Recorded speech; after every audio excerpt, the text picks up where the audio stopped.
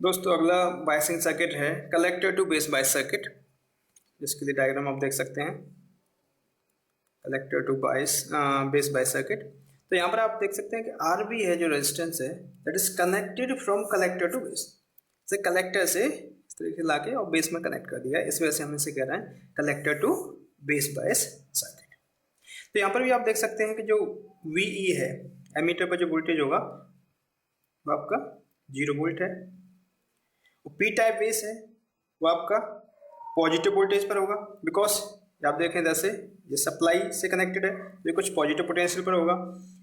वही आपका ये NPN ट्रांजिस्टर है, तो P टर्मिनल पॉजिटिव पर है, N टर्मिनल 0 पर है, तो हम कह सकते हैं इसके रेस्पेक्टिव नेगेटिव पर है। तो ये जो आपका रीजन होगा, बेसिकली जंक्शन होगा, वो आपका फॉरवर्ड बायस होगा, ठीक है ना। तो BB is greater than VE, therefore JE will be forward bias। उसके बाद जो ड्रॉप हो रहा है कुछ RB के अक्रॉस ड्रॉप हो रहा होगा, तो RB के अक्रॉस ड्रॉप हो रहा होगा, तो उसकी वजह से क्या होगा, यहाँ से जो वोल्टेज है यहाँ ड्रॉप होगा, तो यहाँ पर जो वोल्टेज आ रहा है वो कुछ कम हो जाएगा, और यहाँ पर वोल्टेज है वो कुछ आपका ज़्यादा होगा। तो नेगेटिव पर ज़्यादा है, पॉजिटिव पर कम है वोल्टेज, तो इसकी वजह से ये जंक्शन है वो आपका रिवर्स बायस होगा। तो ये हमने लिखा है कि VC is greater than VB, therefore JC will be in reverse bias.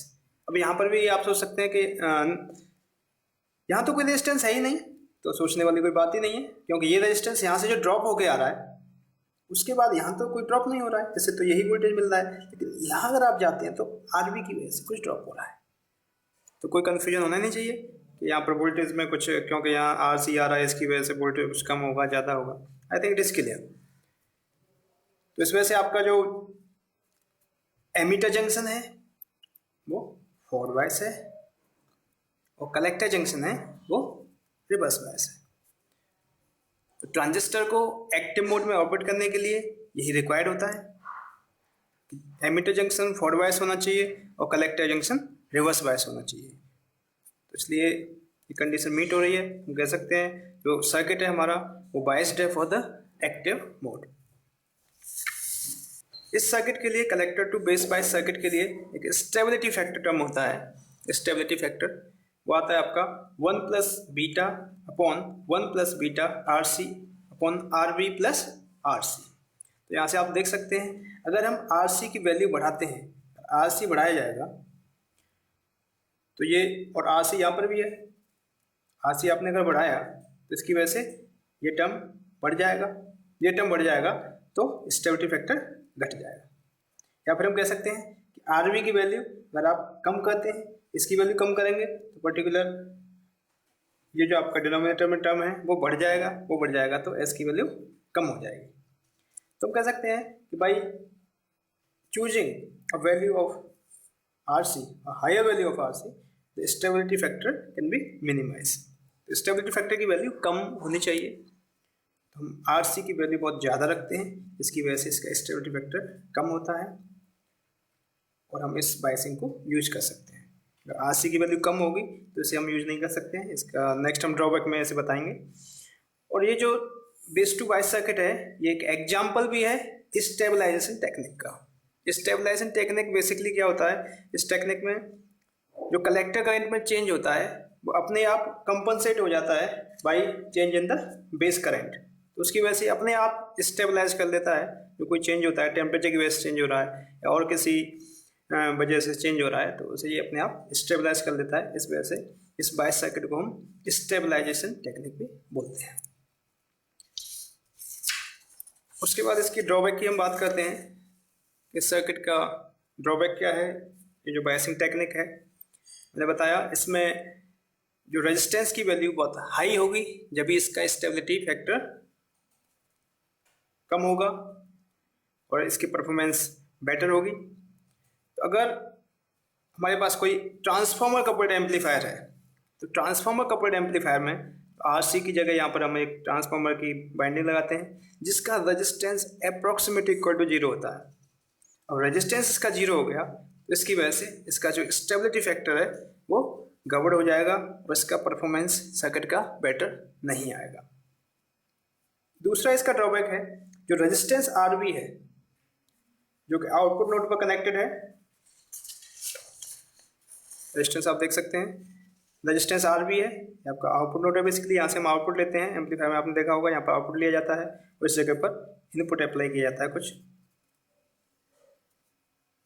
तो आर भी है, वो आउटपुट पर कनेक्टेड है और फिर वापस इनपुट पर कनेक्टेड है। इसका मतलब एक फीडबैक यहाँ पे फॉर्म हो रहा है और वो नेगेटिव फीडबैक होता है। तो इस नेगेटिव फीडबैक की वजह से क्या होता है, जो वोल्टेज गेन है एम्पलीफायर का वो कम हो जाता है। तो ये बेसिकली दो इसमें ड्रॉबैक हैं। ये वाली ड्रॉबैक आप रिमूव कर सकते हैं bye connecting bypass capacitor. Here we can connect one bypass capacitor.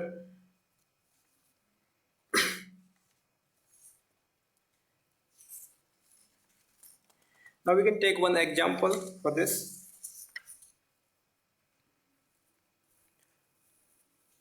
Just take one example. In the circuit shown, transistor has beta is equal to 60, VV is 0.7, and we have to find the operating point. First of all इसमें हमें current mark करने होते हैं।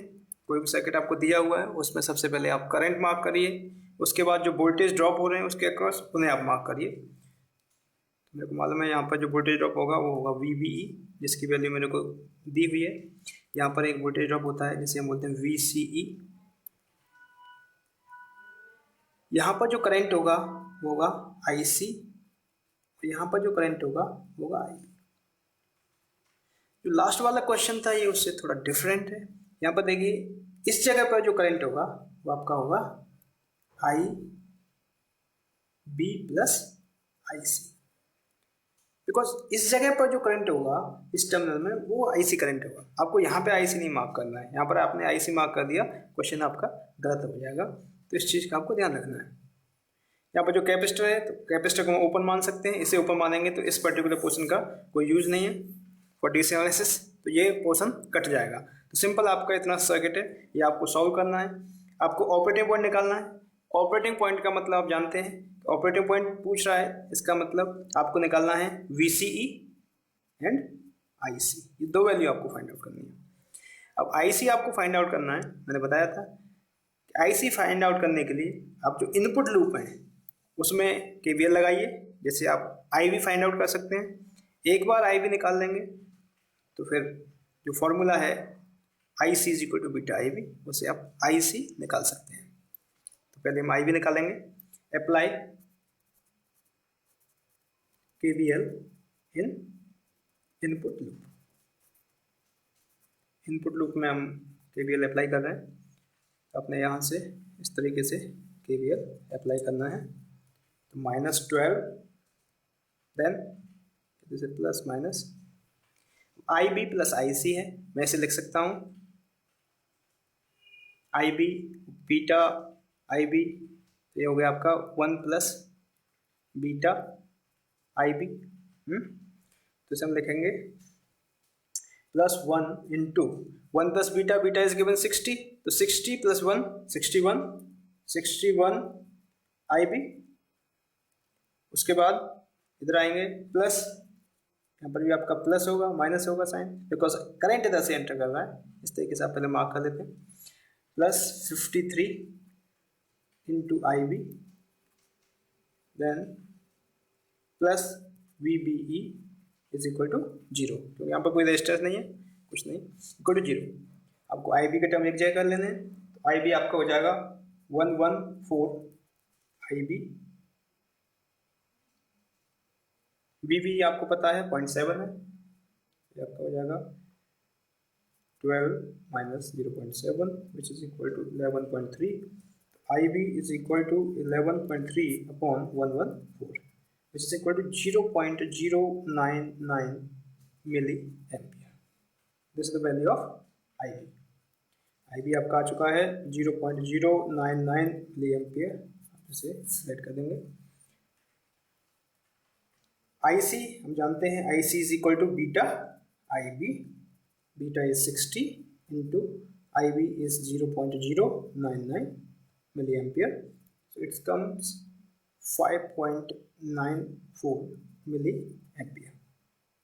IC हमने find out कर लिया। अब हमें निकालना है VCE। तो VCE फाइंड आउट करने के लिए जो आउटपुट लूप है उसमें हमें KVL लगाना होगा। नाउ अप्लाई KVL इन आउटपुट लूप। आउटपुट लूप पर KVL लगाइए। -12, इसकी वैल्यू आपको पता है, 1 + beta IB that is 61 IB into IB plus VCE is equal to 0। आपको VCE निकालना है। IB की वैल्यू आपको पता है, मैं लिख सकता हूँ VCE is equal to 12 - 61 into IB है 0.099 which comes equal to 5.95 volt. VCE hence the operating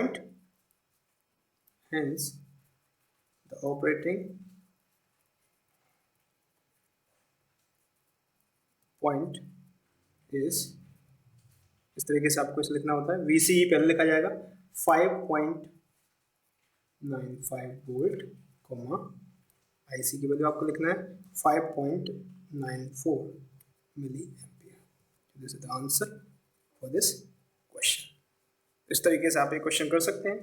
यहाँ पर हो सकता है कि आपको रेजिस्टेंस की वैल्यू नहीं दी हो, तो उस केस में कोई करंट की वैल्यू दी होगी, आपको ऑपरेटिंग पॉइंट दिया होगा, उस केस में इस सर्किट को डिजाइन भी करवा सकता है। तो डिजाइन करने के लिए सिर्फ आपको जो बायसिंग नेटवर्क है वही आपको ड्रॉ करना है और आपको रेजिस्टेंस की वैल्यू निकालनी है, जैसे कि हमने फर्स्ट बायसिंग सर्किट में निकाला था क्वेश्चन। तो इस तरीके से क्वेश्चन इसमें फॉर्म हो सकते हैं और आप आसानी से इसे सॉल्व कर सकते हैं।